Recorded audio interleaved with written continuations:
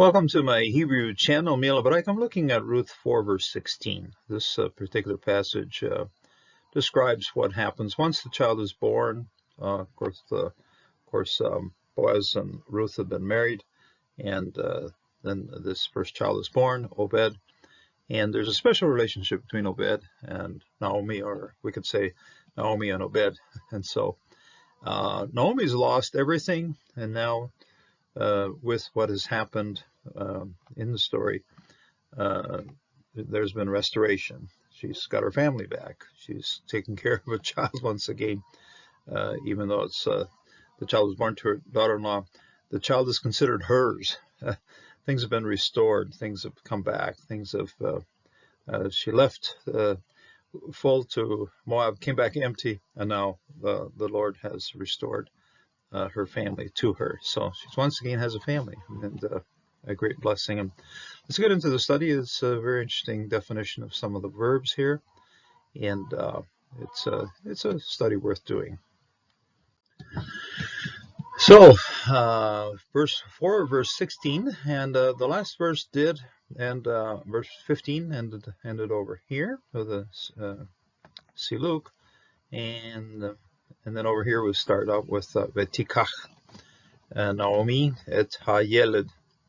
Now Naomi, that's the subject of this verb here, took hold of, and the prefix form of lakach, when you look it up in the dictionary, it's going to be lamet kof chet, but this is prefix form, and then it's just simple narration here, the vav with the patah front of the tau, and this then is va tikach, and then she took, and Naomi took it, a direct object marker here, and then hayeled, there's a definite article, then a very normal way of forming a definite article with a patah and a dagesh in the following letter. So vayeled, and it is mostly what I would call a milel accenting, which is normal accenting of yeled. Okay, and then she took the child, the baby, yeled. This is what we have as child. When you see this as a verb, that means to give birth to. But here's a child. And she took the child. This child happens to be Obed. We'll find his name out in the next couple verses. Va tish tehu, and then she set him. In English, we have a little bit of a help right here. The shin tau, jete. We can think of that as set, placed. Okay, so it seems to be more or less the verbal form of sham. In other words, placed in a certain spot. So positions often is what we can also say here.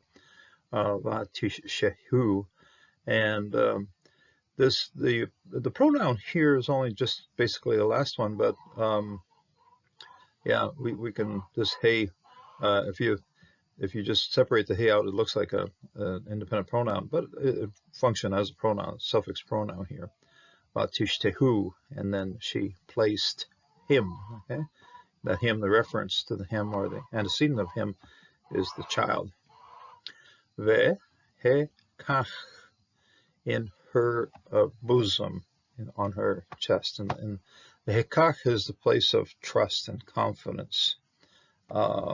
In the front of the person, and so incidentally, it gets very interesting with males, also females, but basically what we're and the word kof here is something that's it's somewhat related here. Take a look over here. You got kaf and kof. In other words, it's a place that's held on to. The kof right here suggests that it's a place that you would hold on to something. So behekach, into her bosom, onto her chest, and she's then taking care of the child. Very normal picture here we'd have of anybody just holding a child on top of them. So behekach va tehi lo, and then she was for him, and then again the antecedent of this whole pronoun here is the very same thing as the antecedent of this one. And she was to him, that is to the child, to Obed, she was to him, le Leomenet. Leomenet. And then here we go, siluk sof pasuk. So at least this particular verse does end very normal fashion with siluk sof pasuk. Now, this is for to be a caregiver. Now, in traditional translations into English, they use the word nurse. Now, that has sort of an unfortunate connotation of, to nurse a child. That's an activity that's really not suggested in this particular word. It's based on aleph mem nun, which makes it an amen verb. Amen is something that it's true. It's what happens. It's faithfulness. Okay, amunot. So this is the person then that shares faithfulness, that is a trainer for faithfulness as well. And so the certain words like caregiver or instructor for faithfulness, or something that would communicate the whole idea of affirming who and what this person is, would be a good translation of Omanet. That is a person who looks towards the care, looks towards the faithful care of another person, and it's a very, very, very beautiful concept. This is, of course, in the feminine sense. We have this in masculine, and Mordecai was the caregiver to Esther. So it works the other way as well. So, but it's based on Amonot. Incidentally, it's kind of root that's been built up from syllable to syllable, and we can start with im. That's aleph mem. That is mother. Now, a mother is somebody, of course, cares for a child, has births a child and cares for that child. That's an im.